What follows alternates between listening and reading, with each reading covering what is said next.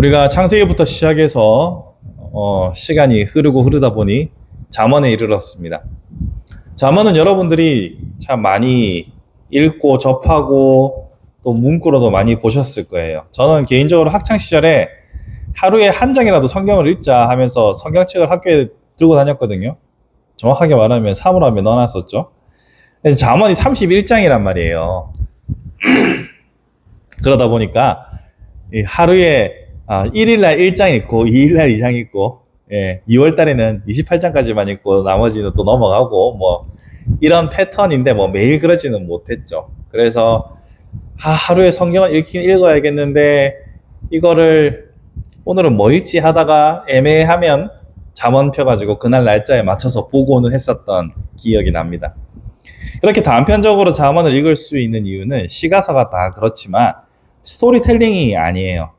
그리고 각 지금 우리가 읽고 있는 성경을 보면은 몇 장 이렇게 나눠져 있지만 사실 주제에 대한 이야기들이 더 작은 단위로 나눠져 있어요. 그래서 몇 절에서 몇 절까지는 이 내용이다 갑자기 또 뜬금없이 다른 내용이 나오다가 막 이런 경험들이 있으실 거예요. 그래서 잠언은 이렇게 분절되어 있어서 각각을 읽어낼 때 어디서 어떻게 끊어서 읽느냐에 따라서 뉘앙스나 내용이 좀 달라질 수도 있다는 것을 여러분들이 아시면 좋겠습니다. 그런 의미에서 오늘 제가 14장을 폈잖아요. 이 말은 제가 설교 준비를 하면서 시작한 날이 14일이라는 말입니다. 14일 날 잠언을 쭉 읽다가 14장을 또 한번 더 눈여겨보게 됐는데요. 잠언은 지혜에 대한 어떤 것이 지혜인가, 어떤 자가 지혜로운 자인가에 대한 이야기를 다룬다라고 우리는 잘 알고 있습니다. 그래서 지혜에 대해서 제가 쭉 읽어가다가 지혜에 대해서 살펴야 되는데 막상 이 본문이 눈에 확 들어왔어요. 이게 뭐냐면 10절에 마음의 고통은 자기가 알고 마음의 즐거움은 타인이 참여하지 못하느니라. 비단 고통뿐만 아니라 즐거움도 타인이 우리의 감정에 참여할 수 없다라는 것을 제 눈에 확 들어왔어요. 여러분 어떠십니까? 여러분의 마음을 누군가가 100% 다 알아주고 있나요?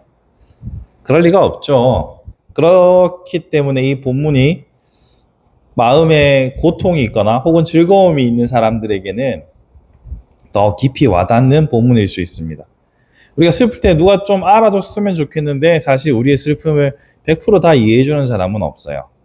또 우리가 기쁠 때 이 기쁜 마음을 막 나누고 싶은데 사실 너무 자랑하는 팔불출처럼 보일까봐 또 쉽게 말하지도 못해요. 그래서 인간의 감정은 쉽게 공유되지 않는다라는 사실을 다시 한번 확인시켜주는 이 본문의 말씀이 상당히 깊이 들어왔어요. 그런데 제가 아까 잠언은 쪼개서 어떻게 끊느냐에 따라서 또 내용이 좀 달라질 수 있다고 했잖아요. 이 본문이 그러니까 10절에 아무도 내 마음을 알아주지 않는다라는 것을 9절과 연결해 보면 또 다른 해석이 가능합니다. 9절을 보면 이렇게 말합니다. 미련한 자는 죄를 심상히 여겨도 정직한 자 중에는 은혜가 있느니라.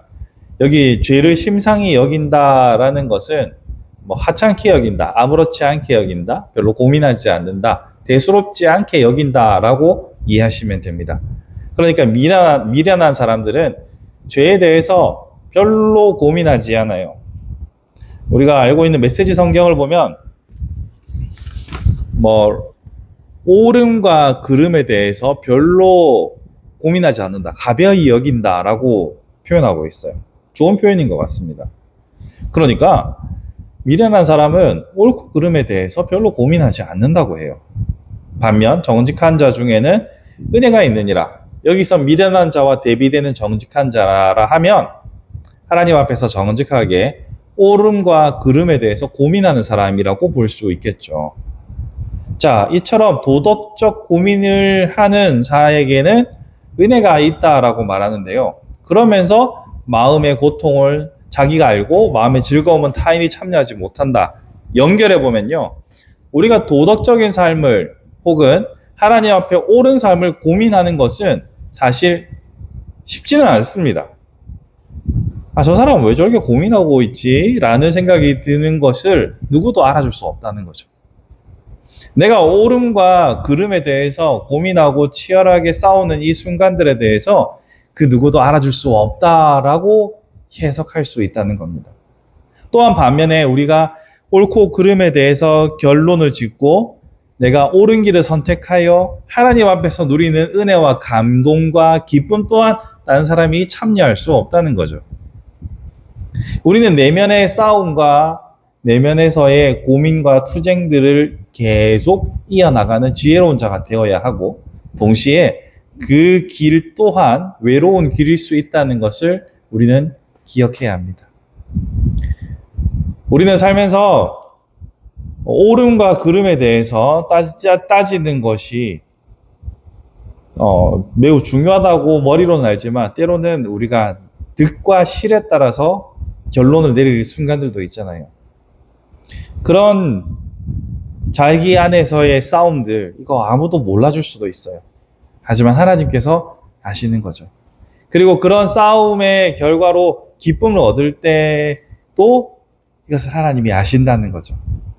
그런 의미에서 우리는 미련한 자가 되지 않기 위해서 치열하게 고민하고, 그 고민의 순간들, 외로움이 느껴지는 순간들, 이것이 당연한 거다라고 이해해야 합니다.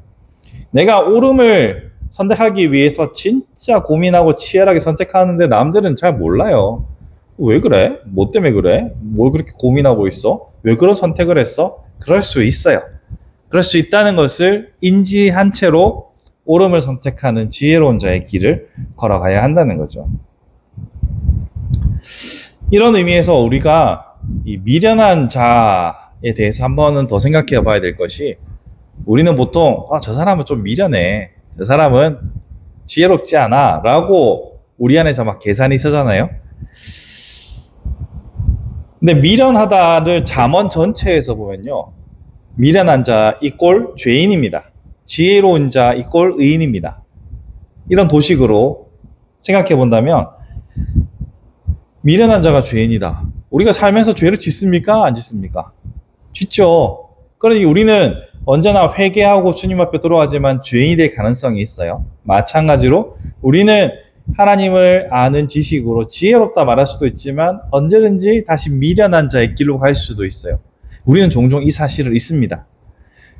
그러니까 우리는 저 사람은 미련하다라고 평가를 하지만 정작 우리 자신도 미련해질 수 있다라는 사실에 대해서 망각하고 살아갑니다. 하지만 우리는 기억해야 합니다. 우리도 언제든지 미련한 자가 될 수 있다는 것.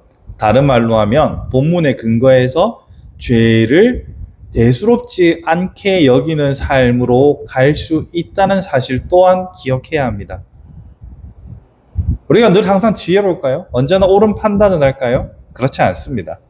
우리 때로는 옳음을 따라가는 것이 아니라 득과 실을 따라가는 선택을 하는 우리 자신을 자주 발견하지 않습니까? 우리도 미련해질 수 있다는 사실을 인정하고 하나님의 도움을 구해야 합니다. 우리 모두 죄를 지을 수도 있는 것처럼 미련해질 수 있다는 사실을 인정하고 살아가는 것, 그것이 곧 지혜의 길이 될 것입니다. 이러한 옳은 선택을 계속해서 이어가며 성숙하며 자라나는 것, 이것이 바로 오늘날 우리에게 요구되는 지혜로운 삶이라고 할 수 있겠죠. 그리고 다시 한번 기억해 볼 것은, 이러한 나의 도덕적 고민 혹은 하나님 앞에서 옳은 것을 다루는 고민, 아무도 알아주지 못할 수 있음을 기억합시다. 내가 이렇게 고민했는데 아무도 못 알아줘. 귀하신 친구 내게 있으니 나 주 안에 늘 기쁘다. 주께서 아십니다. 주께서 여러분의 치열한 싸움과 고민, 그 누가 알아주지 않는다 할지라도 하나님은 알아주실 겁니다. 지금 우리 바른교회가 걸어가는 이 길, 그 누가 알아주지 않고 우리는 이대로 조용히 살아간다 할지라도 하나님께서 우리의 마음을 아시고 우리를 기억하시겠죠. 이것을 아는 것이 지혜입니다. 그런 의미에서 16장 3절에서 너희 행사를 여호와께 맡기라, 그리하면 내가 경영하는 것이 이루리라 라고 하신 말씀 또한 우리는 아멘으로 받아들일 수 있는 거죠. 하나님께서 이루신다는 것이 세상의 기준에서의 성공과 인정이 아니라 할지라도 우리는 그 안에서 기쁨을 누리고 그 안에서 만족을 누릴 수 있는 것이지요. 말씀을 정리해 보겠습니다. 미련한 자가 하는 태도가 우리의 태도가 될 수도 있습니다. 미련한 자가 죄에 대해서 가벼이 여기고 대수롭지 않게 여기는 삶의 태도가 언제든 우리의 삶의 태도도 될 수 있음을 우리는 기억합시다.